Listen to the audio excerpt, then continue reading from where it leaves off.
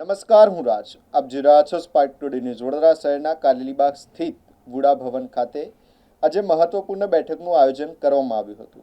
IAS વુડાના chairman અને Vadodara municipal commissioner Arun Mahesh બાબુના અધ્યક્ષસ્થાને યોજાયેલી આ બેઠકમાં મહત્વના વિકાસ કાર્યોની સમીક્ષા કરવામાં આવી હતી.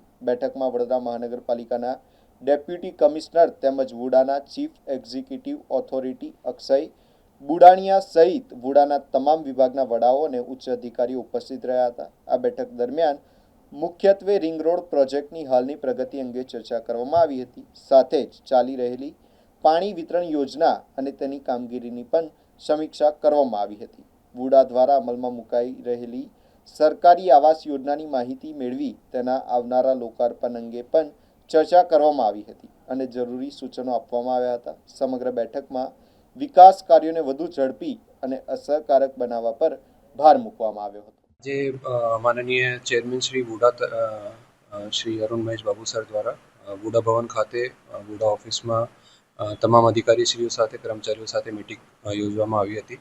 તેમાં વિવિધ પ્રકારના પ્રોજેક્ટ્સ જે વુડાના અગત્યના અને સરકારશ્રીના મહત્વના જે પ્રોજેક્ટ્સ છે એ ચર્ચા કરવામાં આવ્યા હતા.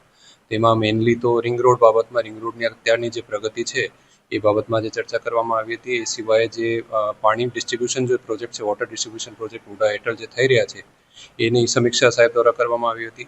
એની સાથે સાથે પીએમ આવાસ યોજના જે વુડા દ્વારા કરવામાં આવી રહી છે એના જે હાલ જે તબક્કામાં જે કમ્પ્લીટ થઈ ગયા છે કામ એના લોકાર્પણ બાબતમાં અને આગળ જે ભવિષ્યમાં જે કામો લેવાના છે એની આજે એક સાહેબ દ્વારા સમીક્ષા કરવામાં આવી હતી.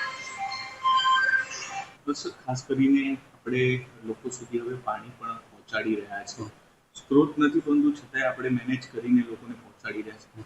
જે તકલીફો હતી લોકોની, શું ફીડબેક આવી રહ્યો છે જ્યારે પાણી પહોંચી રહ્યું છે?